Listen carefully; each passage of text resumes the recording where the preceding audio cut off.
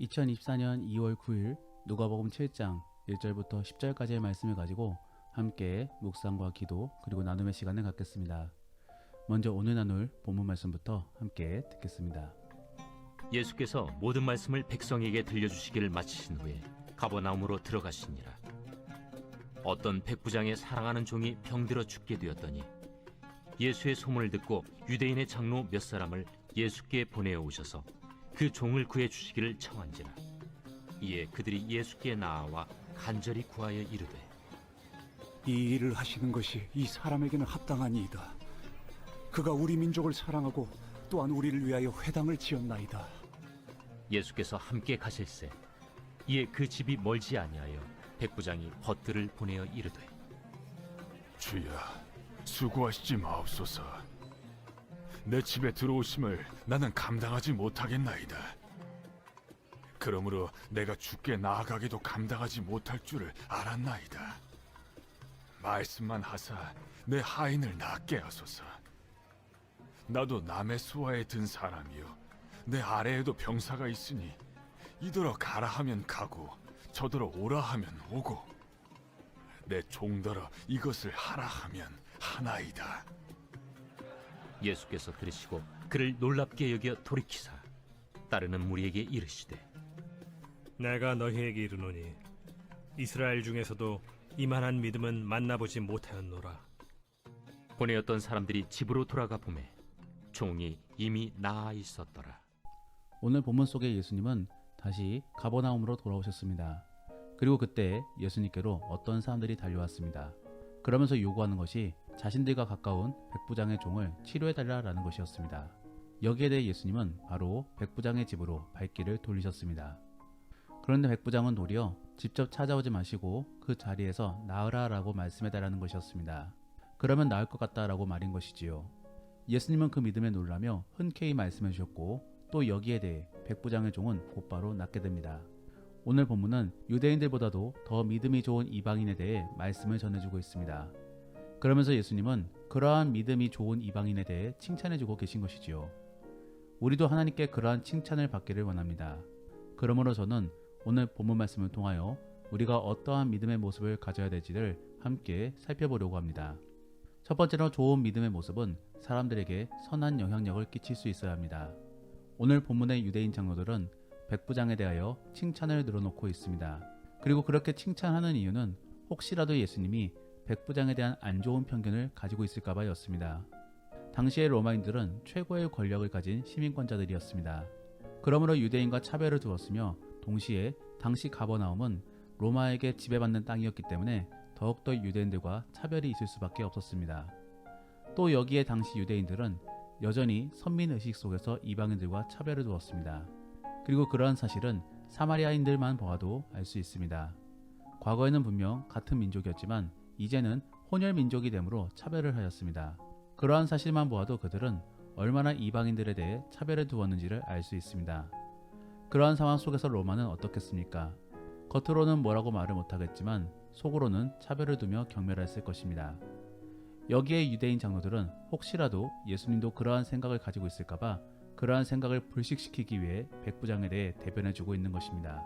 이러한 상황은 앞서 언급한 배경들을 떠올려 보면 매우 특수한 상황인 것입니다. 그만큼 백부장은 유대인들과 잘 지냈으며 또 그만큼 인정과 존경을 받았던 것입니다. 그러면 백부장은 왜 이런 일들을 행한 것입니까?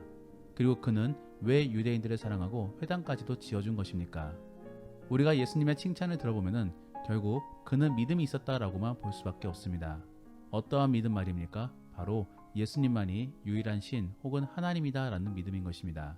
당시에 있어 로마인들은 거의 대부분이 다신주의자였습니다. 즉 하나의 신만을 믿지 않고 여러 신들을 믿었던 것입니다. 그러므로 각 지방 신들도 믿었으며 그리고 그리스 신들도 믿었습니다.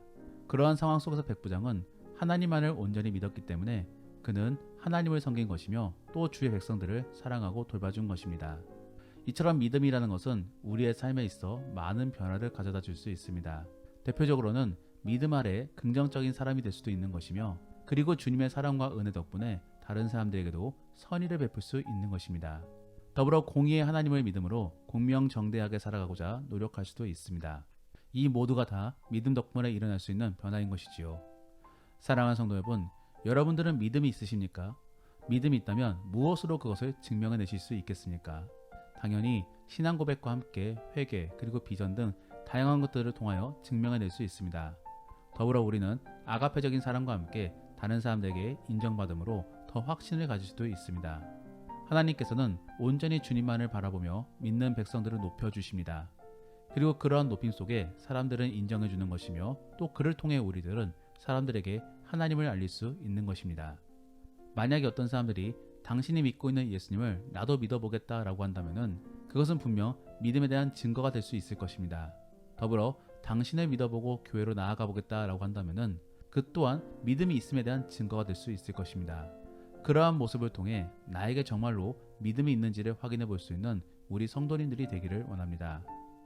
두 번째로 좋은 믿음의 모습은 하나님을 인정하고 겸손해지는 것입니다.